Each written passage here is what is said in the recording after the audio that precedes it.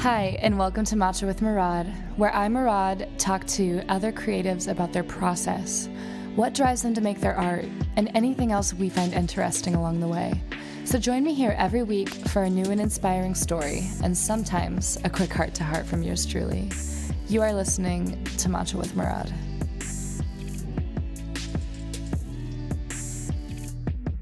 Today, I am interviewing Mark Narens.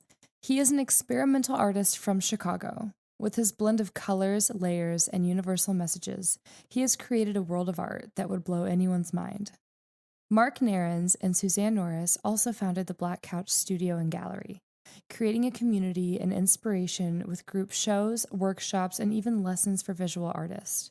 Since the pandemic, they have since gone mobile and conducted art shows, public murals, and pop-up galleries in California and Arizona.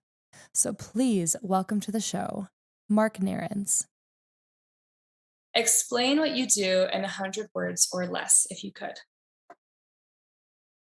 Okay, I share my strange perspective on canvas mostly, uh, and I try to share my take, or one might call a narrative, my narrative on how to get through this crazy world.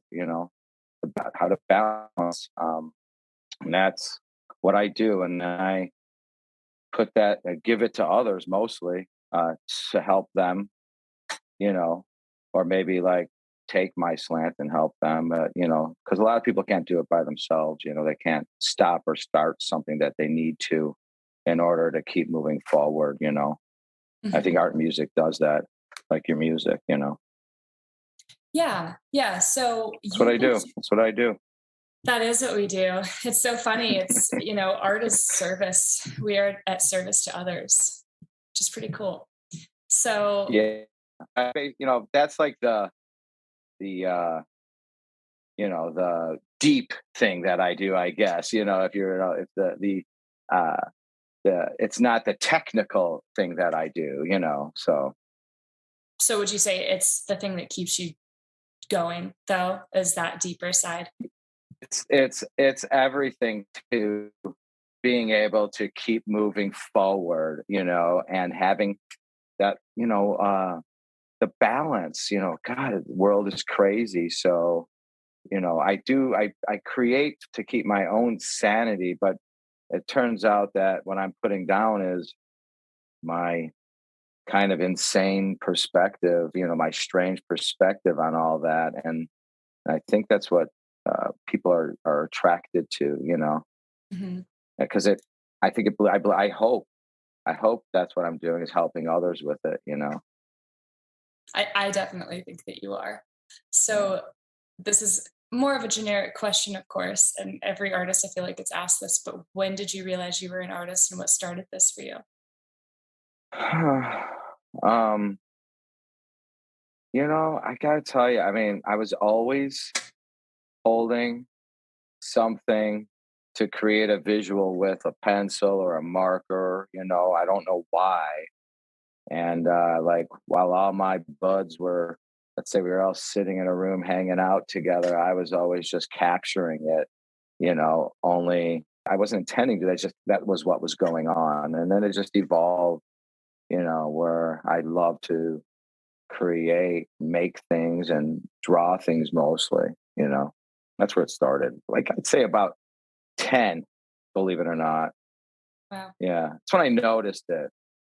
So when you Yeah. were like, okay, this is a little more than just Yeah. Yeah. Some kids like to be astronauts and whatnot. And I never thought about any of that. It was always about just capturing the moment, putting it down in the visual of wherever I was. well, I have an add-on to it. Was it ever scary for you when you did realize that and you were turning, like, 18 and college was becoming a thing, and what are you going to do with your future became a question you might have gotten from family members and friends. Was being an artist ever a little bit scary of an idea for a career? Yeah. Yeah, definitely. And that's why I didn't do it until I turned 40. I'm 58 years on the planet now, and it took me till 40 years on the planet to figure out I should be doing art all the time, and that's because I paint a lot about noise monsters. They're basically humans that are negative energy, but I call them noise monsters in my paintings. A lot of noise monsters would say, no, you can't do that. You have to go get a job, or it's a nice hobby, you know. And so I ended up doing a whole bunch of things that I didn't feel whole. And that caused obstacles on my journey, was getting back in touch with my creative and realizing uh, that I have to do that. And so it took me till I'm 40. I have 6 kids. They're all artists and musicians, and so they've kind of followed my path because I showed them that you can do it and you should do it no matter what. Really, not ours. It's God given. So that's the main reason. Okay, there's so many directions I want to go with this right now. First of all, how did it so can you talk about some of those odd jobs and then what it felt like when you actually found art again and how it was such a revelation for you? Like what were the signs? How did you know? I got lost and started to believe that I should be doing other things first of all. And I found myself doing things like I sold cemetery space, pre-need cemetery space. I Wow. I sold shoes at a running store.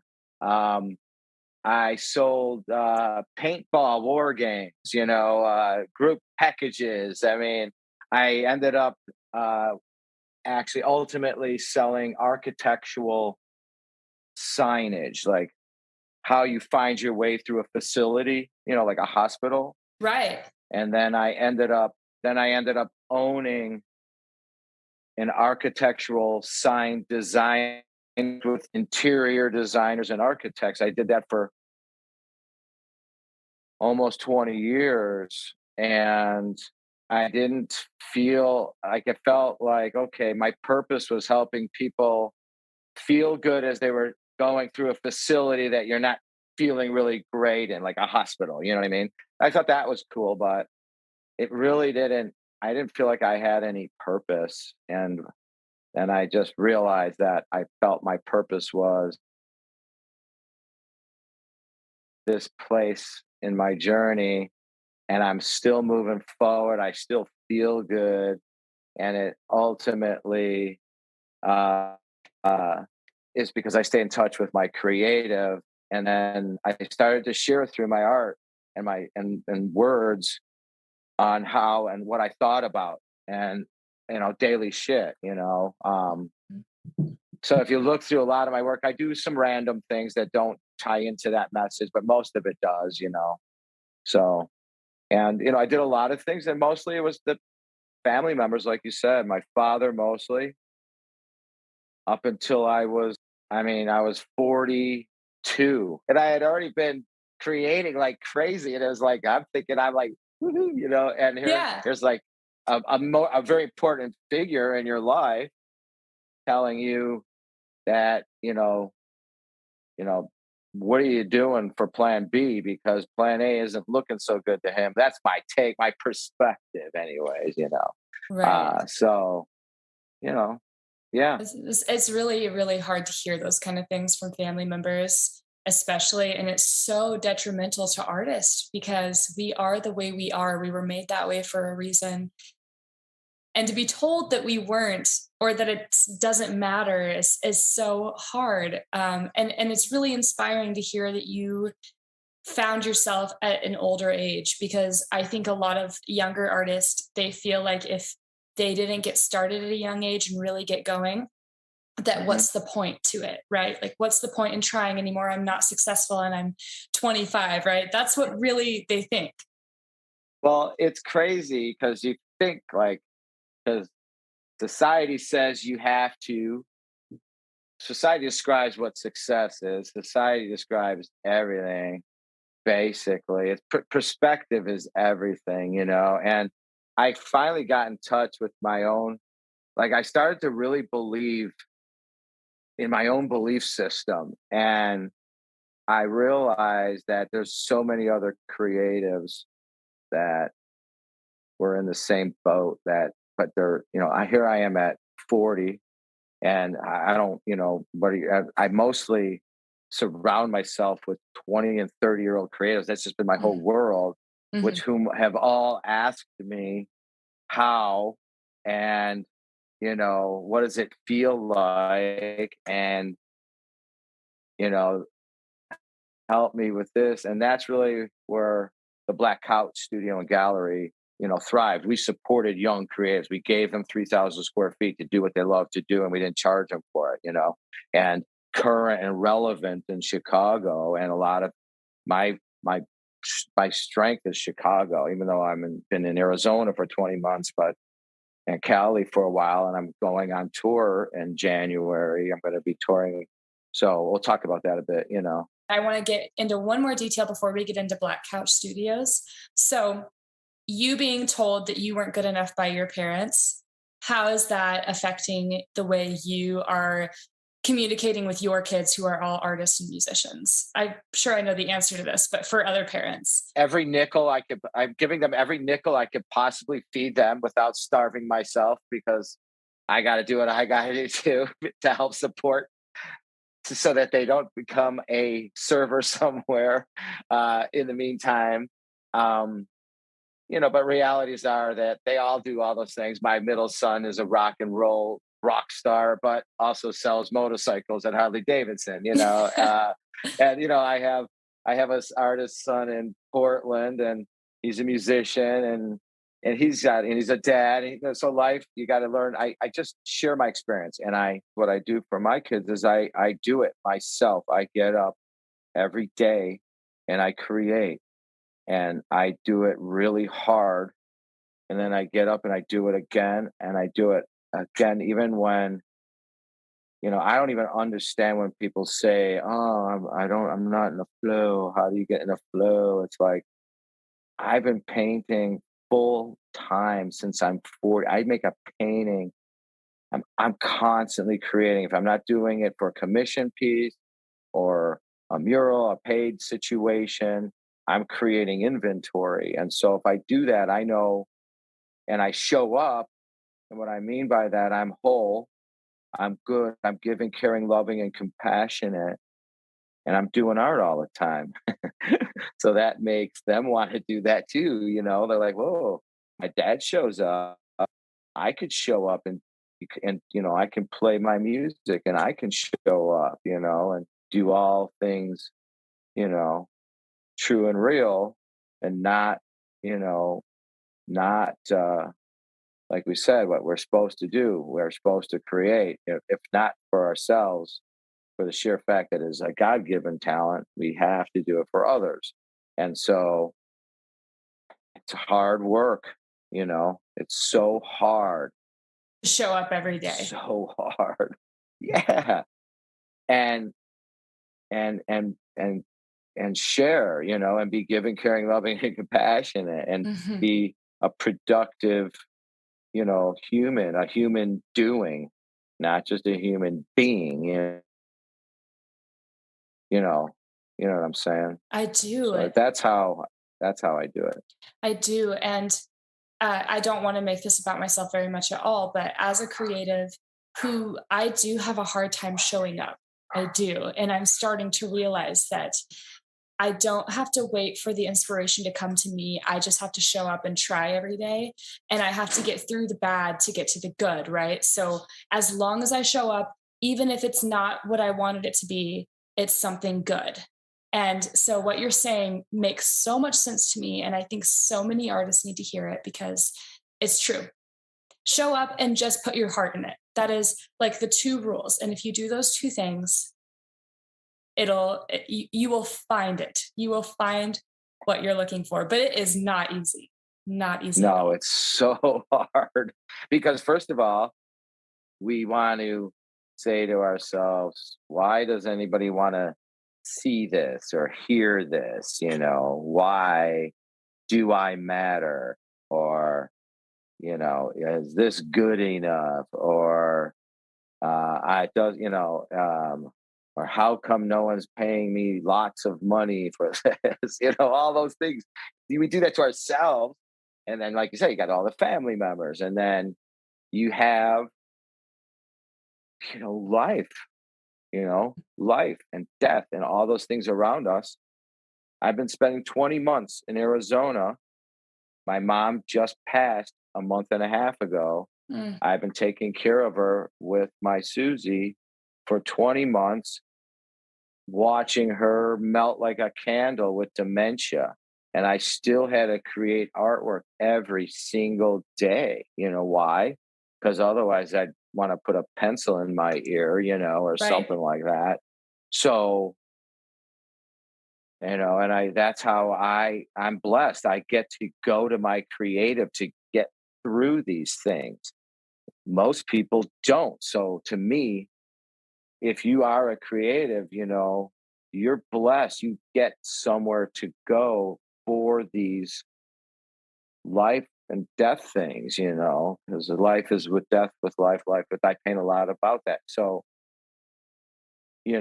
that's what makes it so hard, because you have to just, your mom's gonna die, your dad's gonna die, your best friend's gonna do something stupid, Mhm. all of those things. Another artist is gonna you're gonna hear your sound in the background of some other artist shit. And you're like, what the fuck? Right. And all that kind of stuff. So it's hard. I love But what you said about we're lucky that we have somewhere to go when most people yeah, don't. yeah, totally. Yeah. It almost seems not fair to me sometimes. And that's another thing that drives me, like why I keep making paintings. So I painted 200 pieces in 20 months that I'm Wow. about to take and show. My first stops.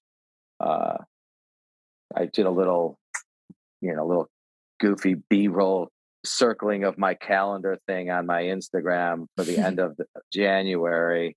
I'll be in San Jose, California for a 4-day show, then Portland, then Chicago, and then I'm not quite sure after that. I can't remember right now, but those are the next three stops. And so, in order to do that, you have to somehow do all the other stuff too. You know what I mean? That's what makes it so hard. So yeah, That's awesome. And did you and is it Suzanne or Susan? I call her Susie, but it's Suzanne. Okay. Did Yeah, you guys plan yeah. that tour? Did you go through and find all those dates yourself? Well, we have good relationships. Like I said, I've been full time artist now. I'm 58 years on the planet, so 40 is when I went full time. So that's what 18. is that 18 years. So Hmm. in that time, I've been blessed.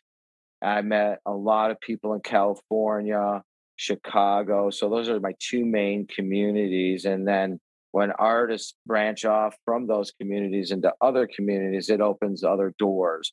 And so, and that's why I believe in community so strongly. So, through our community efforts in Chicago, it got me to Venice Beach, where we became a part of another community. And then through that community, I met a gentleman out of San Jose who started collecting my work. And he's partnering with other individuals who are massive art supporters. And uh, together we're creating this show. That's our background in Chicago. The Blackout Studio and Gallery put shows on regularly, brought artists and musicians together. So, Yeah. So tell me a little bit more yeah, about that. yeah. Um, yeah, the Blackout Studio and Gallery. We're now 2.0 version. We're the mobile and virtual gallery, if you will. Um, Forced by the pandemic, more or less, which turned out to be oddly a blessing in disguise, in a strange kind of weird creative way. Hmm. Um, So the Black Couch um, basically was a very small venue that started with a show called Second Fridays, and the second Friday of every month, we had Mhm. two or three artists, we had musicians, and then we had an open mic night where people came. It was called Word, and people would come and say what was on their mind, or they do a little music. It was awesome. You could see some of that on on the Black Couch Studio and Gallery Facebook and Instagram and stuff. Um, it's older stuff, but we're over the last couple of years being shut down, we've regrouped, and I actually we're taking it mobile. But what we did was we supported a lot of the local rap hip hop community. That's really almost exclusively what we supported. Um, a lot of people. I felt I was the perfect person to start bridging a gap. I'm a 58-year-old silver haired white guy, Mhm. you know, uh, hanging out with 20, 30-year-old people that don't look anything like me, and Mhm. we're not supposed to be together doing stuff. And me and Susie were pretty much through most of the things, maybe two of four, quote unquote white people in the room at most of our events. And life was really wonderful there. So we opened our doors. We taught art to the local kids. We met the people that lived in the community. They taught us about community, and then Mhm. all the local young rap hip hop dudes taught us about fam and community. And man, they jacked my creative to the roof. And so I couldn't not let them in my home, and we would let 250 of them in our home on second Fridays, and it was bouncing in there. We had uh, the old Congress Theater sound system in there. So we would we would pay sound guys that were young dudes just doing their thing. I didn't know anything about this stuff. Mhm. We had the means and stuff. They had the creative awesomeness, and they had all the knowledge of the community, and we were strangers. We supported each other, and then they were all eagles, Mhm. all these young dudes. And I said, and when you fly with eagles, you're an eagle. You know that saying. But also when you bring young creatives into your world, and you're just a step. Black Couch was like a step for these young creatives, like specifically like King and Low Life Studios and Ever Evolved, all those young cats. They are the people that need to be doing what kind of we were doing. So we saw what was going on, and I needed to go get into my own artwork a little deeper individually, as opposed to supporting so many other young Mm. creatives. I was suffering creatively. Got So it.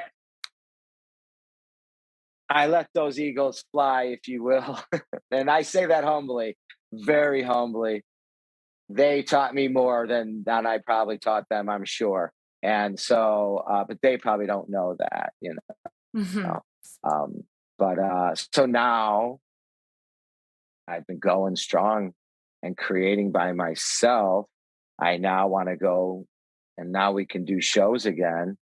I love painting live, and I just need music and a spot, and I'm happy. And so we're gonna invite I'm part of the San Jose group, and there's a couple local artists there. I think two or three other artists that are going to join me, and then myself. I'm trying to get another dude from Chicago to come out with me, and do our thing. And so Susie plans all that. Yes, in advance. We're So doing cool. the RV tour. We got a 27-foot RV, and we're hitting the road.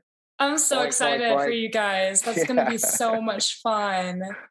That's a Yeah, that's dream. it. That's a dream. That's awesome. I know that Blackout Studios, you did a lot with donating your time and art to charities and causes.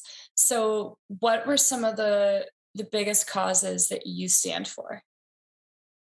Um, Anything to do that helps kids and women that are involved with any kind of abuse, um, whether it be physical abuse or they're suffering from a father or a partner that is addicted to drugs or alcohol in any way, shape, or form. Mostly children, but in fact, only those are the only two causes. Basically, there's so many great organizations that help those kinds of things. It's easy to find them, and unfortunately, it's easy to find them. But unfortunately, it's kind of weird, you know. Right. Thank God they're there, but gosh, I wish they didn't have to be there. You know, Of um, course. Chicago Children's Advocacy Center out of Chicago is the last major organization that we were attached to.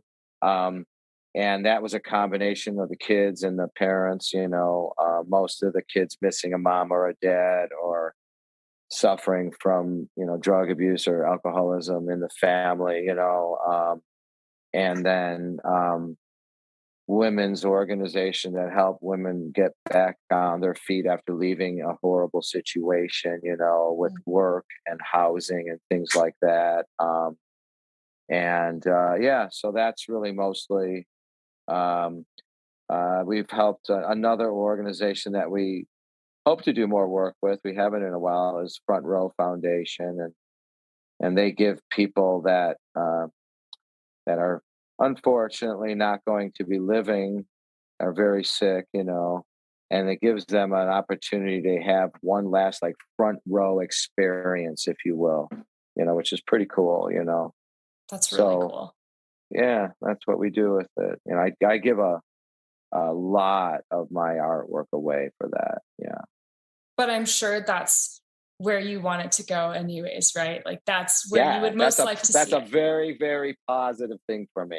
Yeah. It raises I'm blessed. It makes me feel good.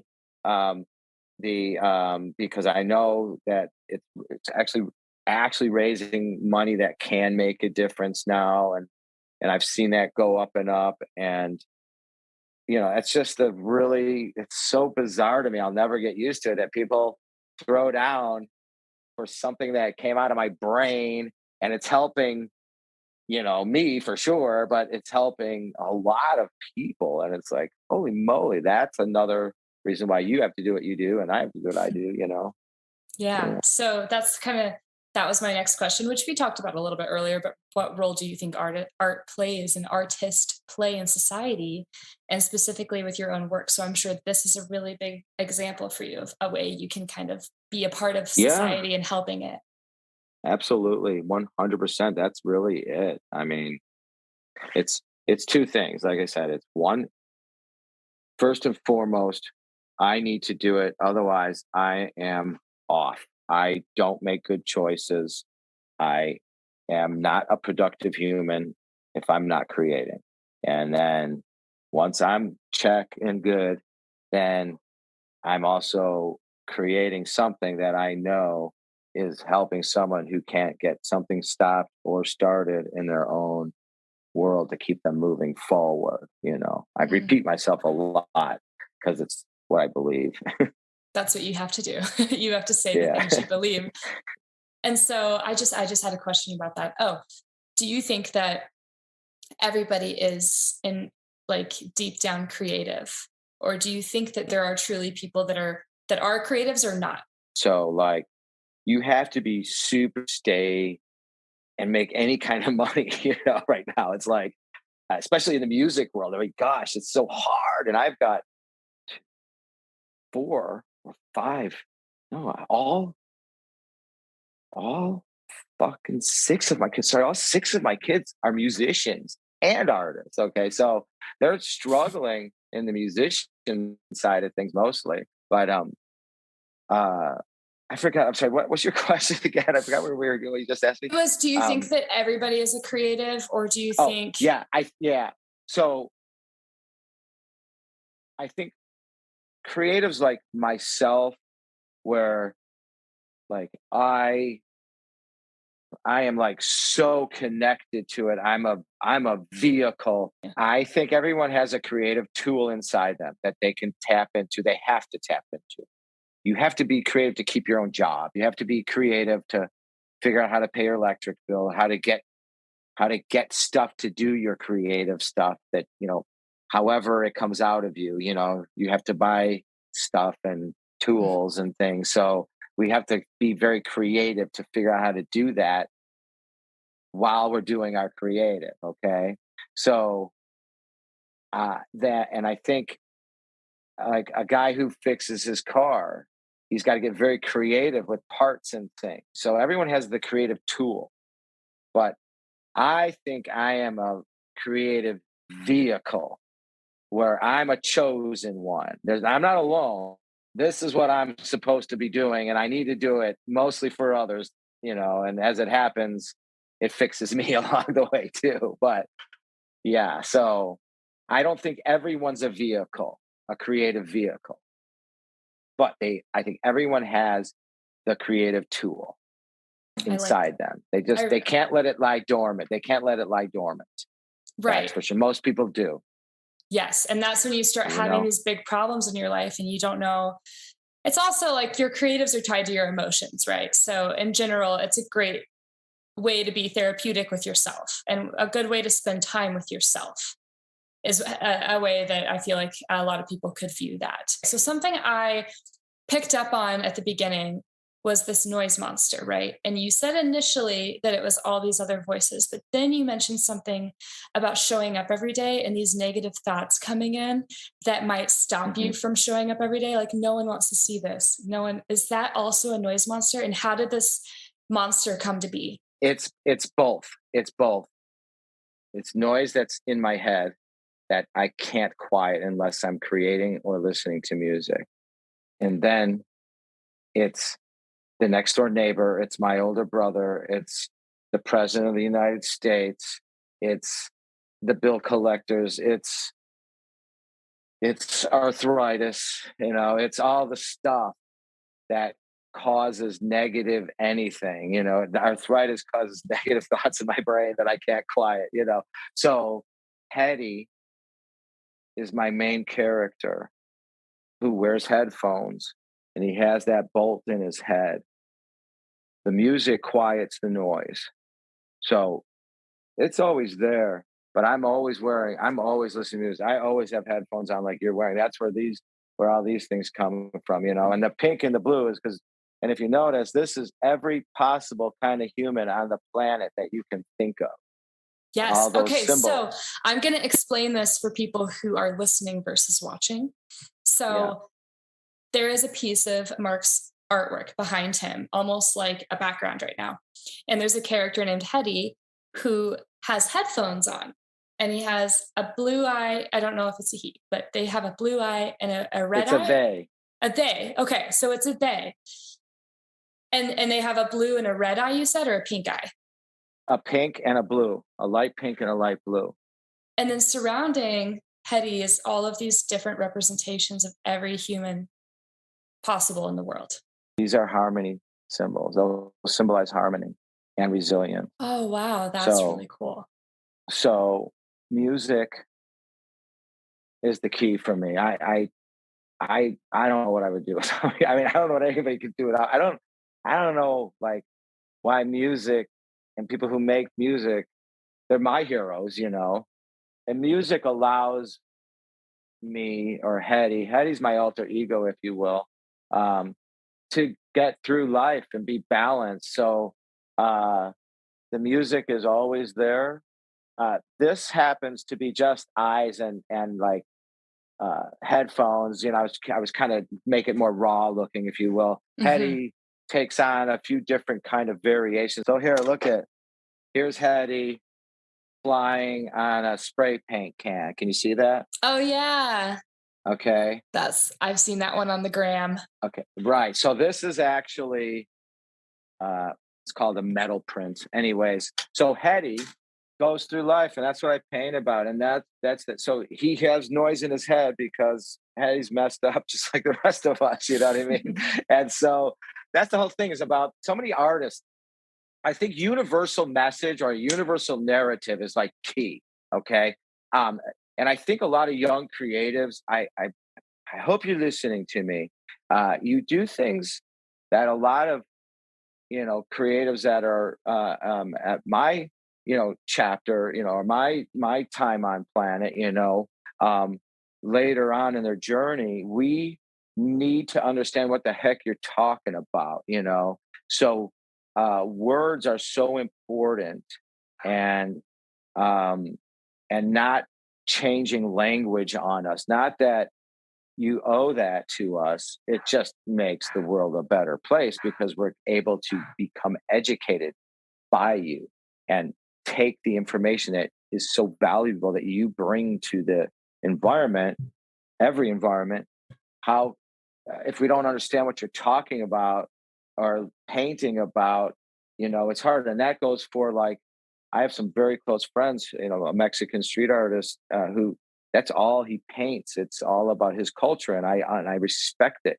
But his narrative needs to be understood by everybody, and so I think it's like his responsibility to figure that out somehow. That's just Mhm. my perspective. So my message is very universal. It's very simple. Like you see Hetty holding a giant happy face saying, "Here, put this on, stop being so sandy." You know what I mean? That's pretty easy to understand. Um, and then, seeing Hetty or a goat, I just sold this painting, a goat being lassoed by one of the noise monsters. It says, "I'm the goat, you're the goat." I didn't know what goat meant until I'll at Beatrix Kiddo. She's sick performer, female rapper. She's just awesome. Um, she calls me a goat, and I was like, "What's a goat?" I didn't know what it was. And then I made a painting about it because I thought that was so cool. And it was the goat being lassoed by one of my little noise monsters. They take on all kinds of forms, but if you look at my work, you'll start figuring it out now All that the I little, actually say this. Yeah, all the yeah. little characters. Mhm. So yeah, you know, that's that's what's important. Universal message. And Hetty's just a they. I didn't realize that till my community taught me about that. Uh, Mhm. and I try to respect and I try to become educated so I can be with others and not harm them. And so, or make them feel bad or awkward, or, I mean, even though I, I, I call myself, I'm a misfit. I always say, want to be misfit with me. I Mhm. wrote a poem about that because I'm strangely comfortable in this world. That's where I belong. But you don't want to harm others. You want to be able to understand what's going on in the world and out of your own bubble. So that's what community teaches you. I feel one of many things. And Hetty kind of is. Uh, I take sometimes creating things that look different than you for people to listen to you. You know what I mean? Because Yeah. I look a certain way, they won't pay attention to me. You know, so I try to create characters that are not like gender specific. I do that kind of intentionally. I mean, they started coming out that way, and I realized that that's because that's how they're supposed to come out. You don't know what they are. Mhm. So, I mean, I say that's me and Susie. Mhm. But it could be Just whoever kind of anyone wanted it to be. absolutely right, 100%. So I yeah, love that. And so on the podcast, we always mix art. And I think it's pretty obvious for you. What is the connection between music and art, visual art? layers and tone are That's what I'm attracted to is the layers. I always say sound, the color. It sound is color to me. That's what it is. I paint about that. Everything I paint about everything is that's my way of speaking about everything. But that's the connection between art and music is that it's one. It's the same. It's it's absolutely the same to me. The layers, tonality, uh, feeling, movement, energy. It's all there. They're both the same. They're not different to me. And I'm just blown away how like you do what you do. You're making these beautiful like paintings for my ears, that's what I feel like, and I'm like, wow, it's so inspiring. And then, you know, I've been my own kid's band guy hauling in all his equipment and seeing all the technical side and watching him, you know, create his first album and the release and the mastering and all the things that go into it, and all the different layers and then the beautiful colors that come out of it. It's so easy for me to I see it. It's so I can't describe it. I see it and it's all one. They absolutely coexist. That's why I don't know.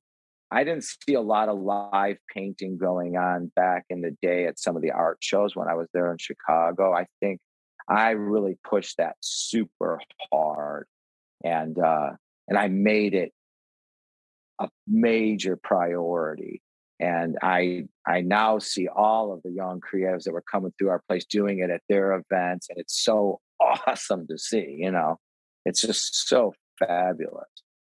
Yeah. It's getting to see people's process, right? Which that's what this whole podcast is about. Is I love learning about people's processes. It's always Oh, so interesting. yeah, I'll tell you the process for me I think that's another reason why I'm attracted to music, is being able to, the process isn't just tuning the guitar, plugging in that's part of the process and then editing and and all that kind of stuff and producing, just all layers. And then being able to see that and then hear layers that get added later while it's happening. It's a whole nother level of layer. And I think that's what separates mediocre from what the fuck, you know what I mean? I can't put out mediocre. I want that. What the fuck am I listening Yes. to, or what am I looking at? You know what I mean? It's like holy shit, and that usually a part of the ingredient to get that, and I think the main ingredient layers, and so many sounds without making it muddy.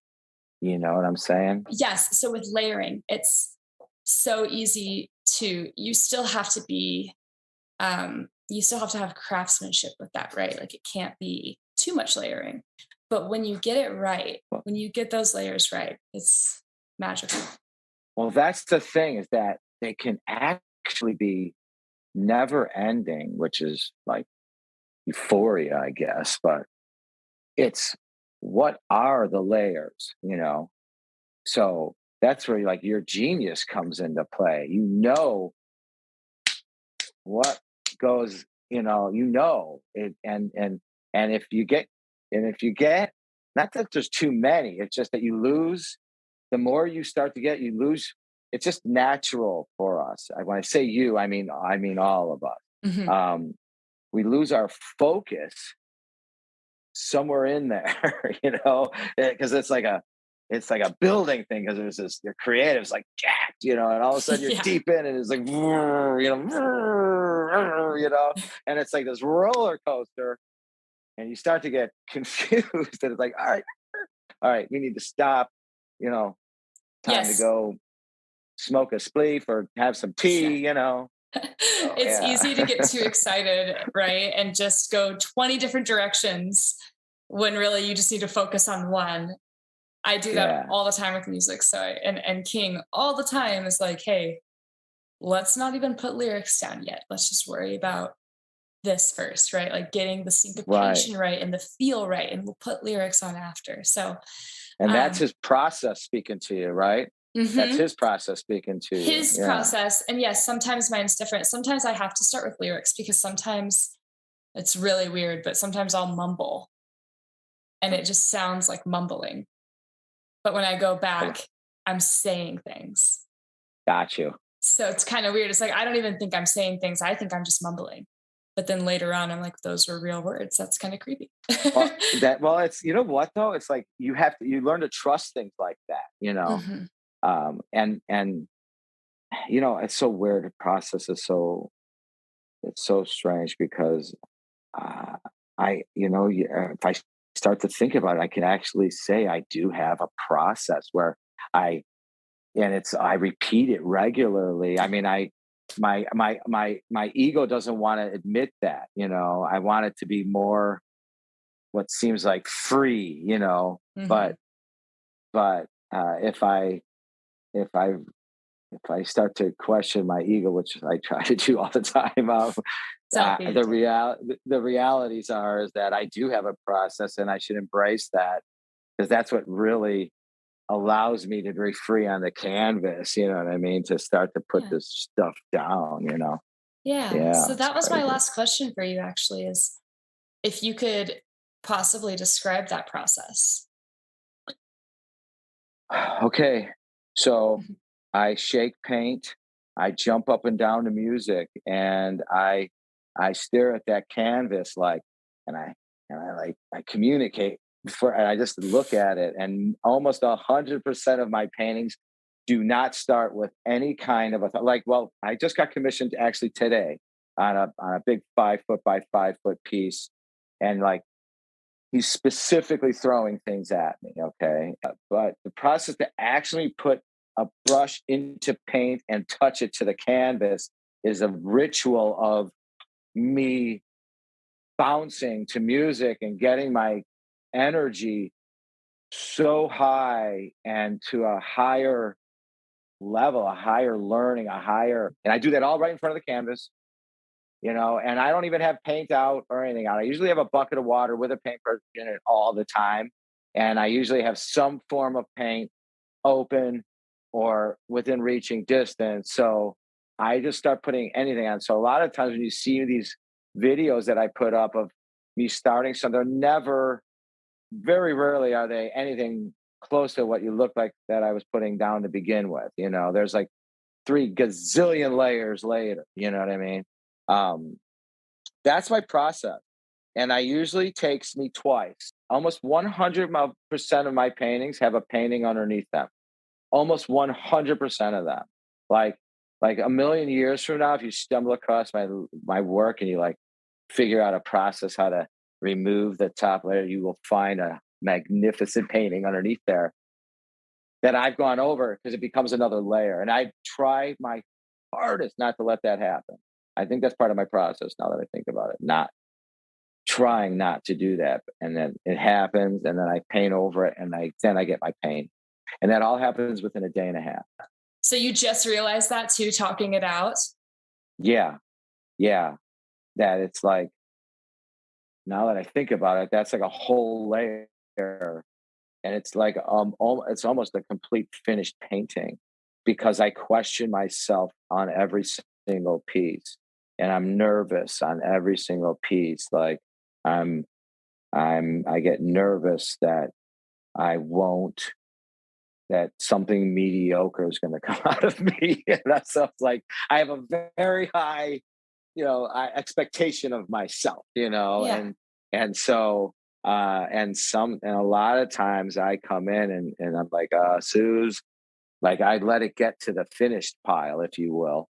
Like when you have I have 200 pieces literally in my inventory right this second, and Mhm. so uh they're in tubes now. I just made a little video about that, but uh, I put it in there, and I'm so obsessive compulsive. I pull them out, I look at them, and I'll start yanking and painting over painting.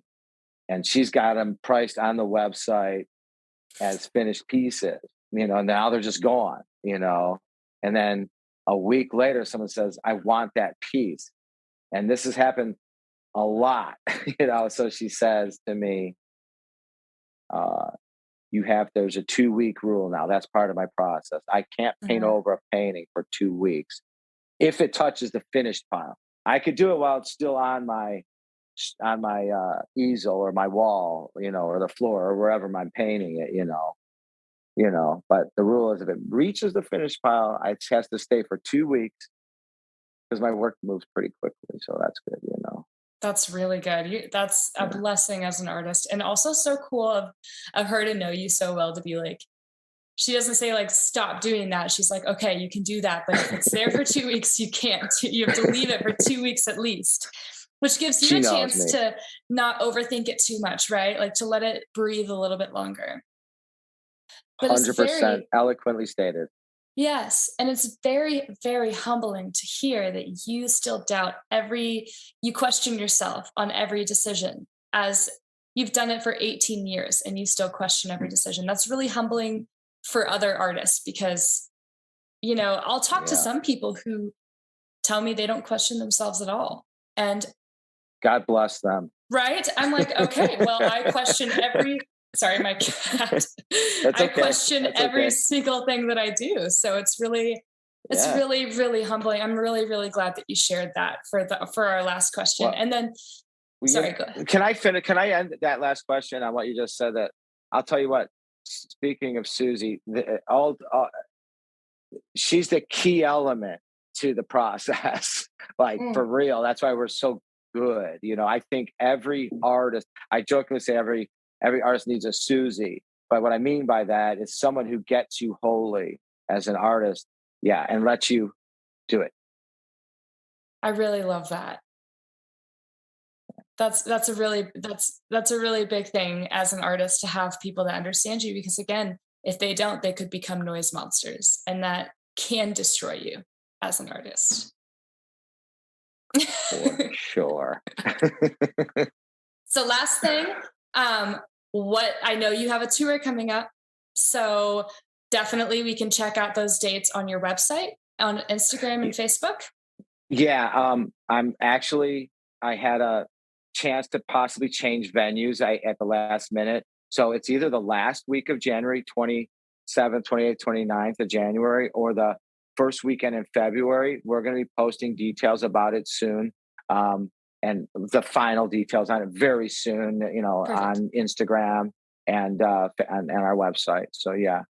Great. And everyone can actually look at your art on Instagram, on Facebook. They can go to your website if they would like to purchase any of your art.